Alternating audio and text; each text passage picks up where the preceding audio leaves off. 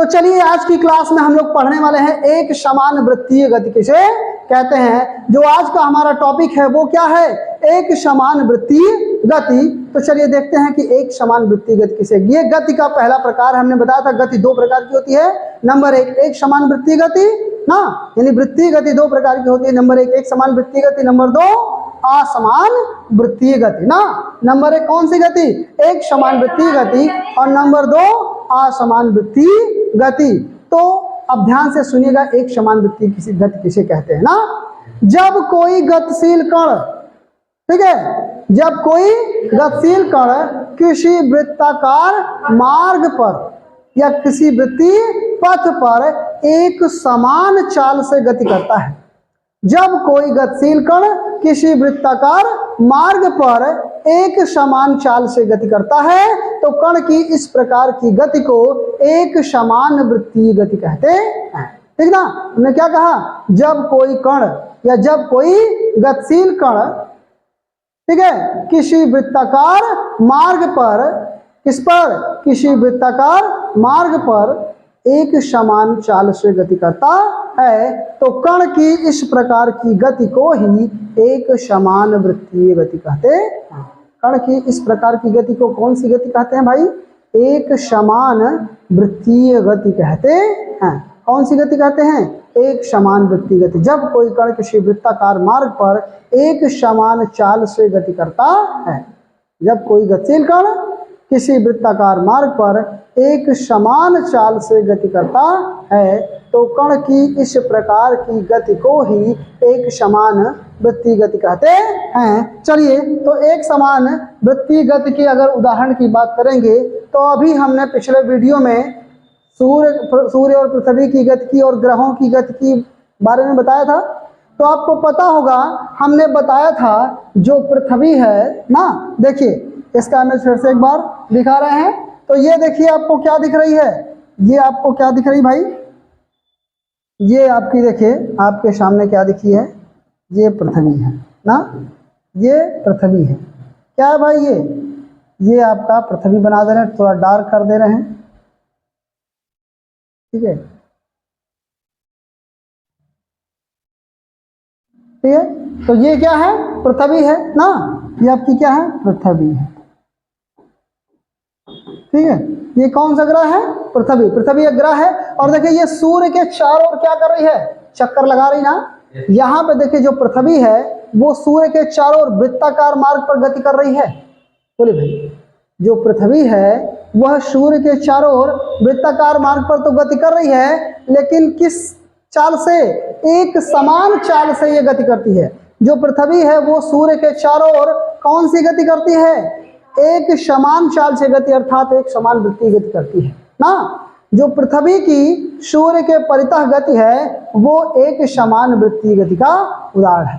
वो किसका उदाहरण है, एक समान वृत्तीय गति का उदाहरण है। समझ में आ गया, नहीं समझ में आया? जो पृथ्वी है वो सूर्य के चारों ओर कौन सी गति, एक समान वृत्तीय गति। कैसे, कैसे आपको पता होगा, जो पृथ्वी है हमारी वो सूर्य के चारों, यानी सूर्य का एक चक्कर लगाने में कितना समय, 365 दिन का समय लेता है ना।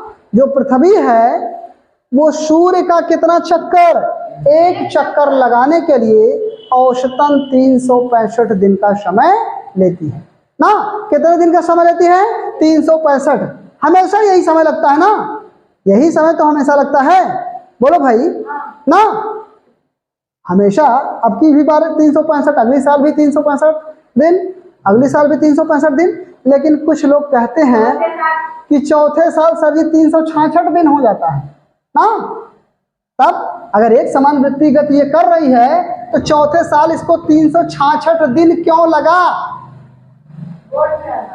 बताए भाई।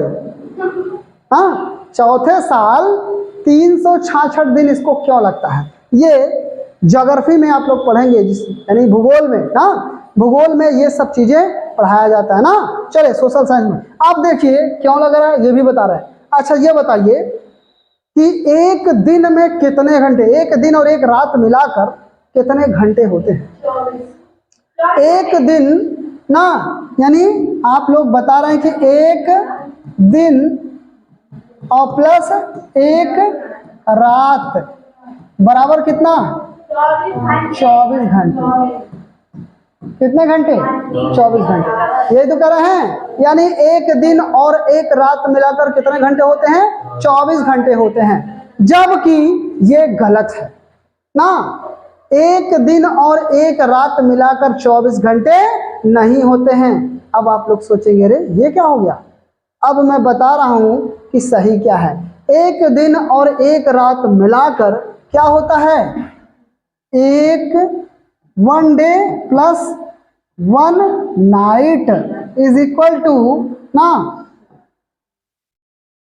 23 आवर्स, यानी 23 घंटा 56 मिनट।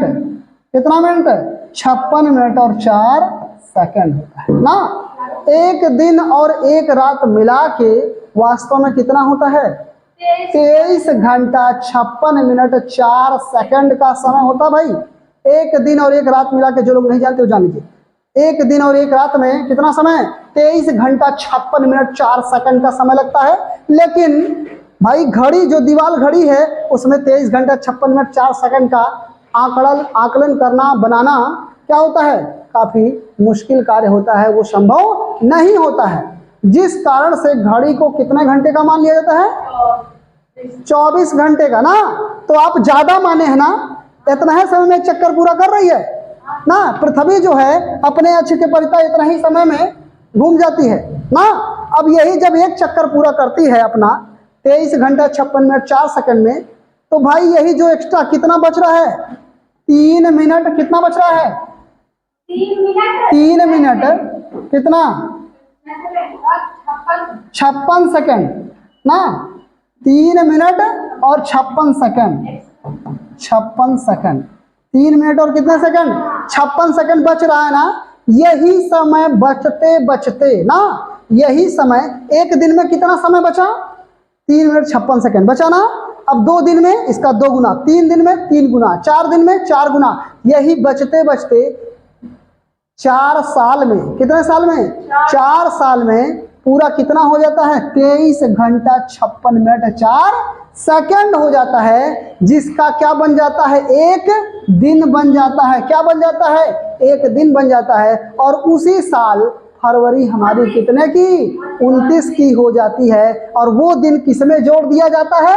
फरवरी में जोड़ दिया जाता है। बहुत ही मजेदार टॉपिक है कि नहीं है ना। अभी देखिए फिजिक्स में जब ना आप लोग को गुरुत्वाकर्षण पढ़ाया जाएगा तो मजा आ जाए एकदम ना, हलचल मच जाएगी। ठीक है, देखिए ये सब चीजें जान रहे थे आप लोग? आज तक नहीं जान रहे थे तो जानिए ना, ये सब चीजें जानिए, अच्छे से समझिए। ठीक है ना, क्योंकि ये सब कोई जल्दी बताता नहीं है। ठीक है, और हमारे यहाँ आए हैं तो आप लोग कुछ सीख के जाएंगे, कंफर्म है ना। बस रेगुलरिटी रहिए, आप लोग वीडियो को पूरा लास्ट तक देखिए, मजा आएगा, कंफर्म है। ठीक है, चलिए तो ये क्या हो गया?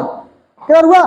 ठीक है, यानी अब जो पृथ्वी है इसी 23 घंटा 56 मिनट 4 सेकंड में अपना एक चक्कर पूरा करती है ना। यानी इसको पूरा एक चक्कर सूर्य का लगाने में कितना समय लगता है? 365 दिन। कितना दिन? 300। एक चक्कर पूरा करने में कितना दिन लगता है? 365 दिन का समय लगता है। कितना दिन का समय? 365 दिन का समय लगता है। तो यानी वो निश्चित दूरी समान समय में तय कर रही है, तो ये एक समान चाल से गति कर रही है। यानी ये जो पृथ्वी की यह गति है वो एक समान वृत्तीय गति का सबसे अच्छा उदाहरण है।